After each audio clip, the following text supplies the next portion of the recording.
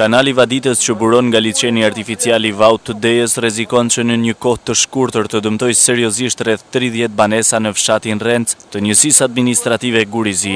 Shqetësimi është ngritur nga vetë banorët e këtij fshati, të cilët ndihen të alarmuar për situatën e krijuar. Sipas tyre, uji që buron nga ky kanal shërben për të vaditur qindra hektar tokë deri në Malsinë e Madhe. Ndërhyrjet kanë munguar prej vitesh, ndërsa muri i ndërtuar në vitin 2002 rrezikon të shembet nga dita në ditë. Ky kanal rrezikon që po mu dëmtu më tepër se është dëmtu, ky rrezikon fshatin Renc të radh parë. Ka rrezikim gjithë zona e kuplikut e tonë me mjet pa pik ujit. E kanë shuj fije nivelin e ujit më tepër se rradh tjera, edhe rrezikon shëmin totale. Po si mjet a dëmtu shumë rëm. Për punë tokët e gjana që ka pas erozione e gjana, dëmtu është i dëmtu mi fije rëm.